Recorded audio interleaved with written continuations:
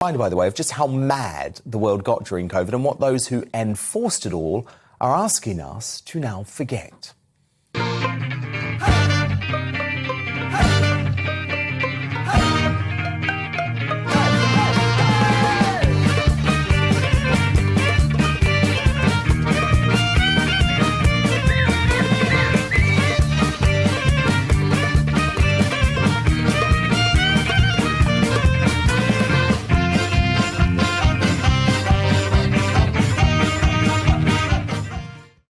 I mean, Neil Oliver, it's just unbelievable, isn't it? And social media giants are still trying to stop clips like that going viral. But how can those on the receiving end of such censorship possibly be asked to forgive and forget? What's your view on this COVID amnesty? Well, it's an attempted sleight of hand, Dan.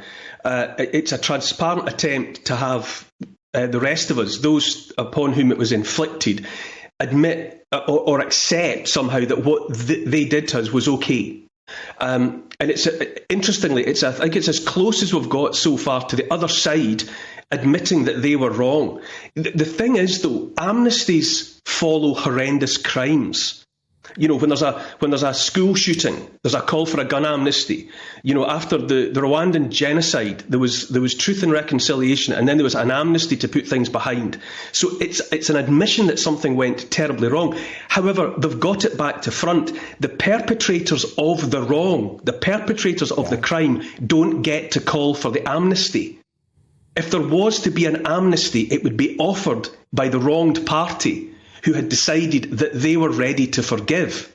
Now, as far as things have gone, there has not been any admission of culpability. There's been no apology. There's been no admission of anything that was wrong. That fantastic little montage, and you could have played that for a day of clips that. It went on.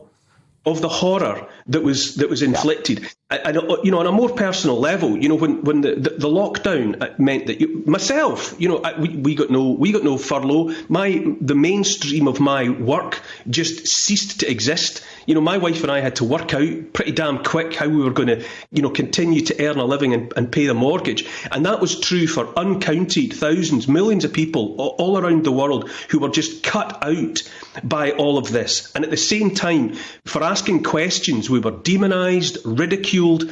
The possibility of mandatory vaccines hung over everybody's head like a sword of Damocles and had to be fought off constantly by the likes of you, the likes of me, and the temerity that the people that were pushing that made those things happen that you just showed in that clip, the people that made that happen are now saying that they want an amnesty.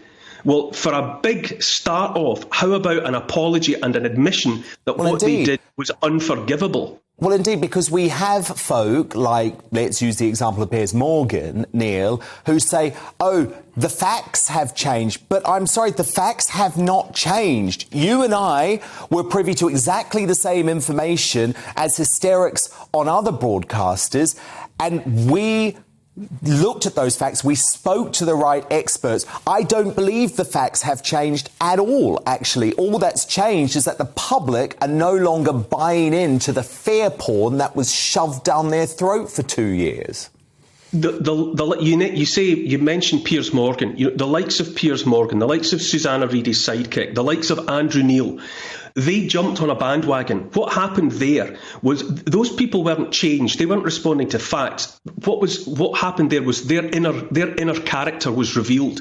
Those were petty totalitarians who jumped on the opportunity once they had seen a minority of the population set aside and segregated. And as has happened throughout history, you then find out who it is that wants to jump out with the uniforms on and vilify and take part in the demonisation of that vulnerable minority. Those people weren't changed by what happened. They were exposed for what they truly are. And now that it's turning on them, they can sense a change in the wind. And what they're trying to do is rewrite history, reverse engineer what went on to make it look as though they were only doing their best. And, you know, people saying that they were only doing their duty and they were only doing what they thought was right, that's an excuse that doesn't carry any water when millions of people around the world have either lost their lives, lost their livelihoods, lost everything. You don't just get to sit up and say, oh, well, I was only doing my best and I was only responding to the facts as I understood them. Any possibility of moving forward starts with people standing up and saying, I behaved unforgivably. I did inexcusable things, and I can only throw myself on the mercy of those that that I'm now seeking forgiveness from. And unless and until that happens, there is absolutely no possibility about even having a conversation about having an amnesty. So I'm sorry, but there is no way back for the people that exposed themselves, revealed themselves to be authoritarians, totalitarians who just wanted to bully a minority. No.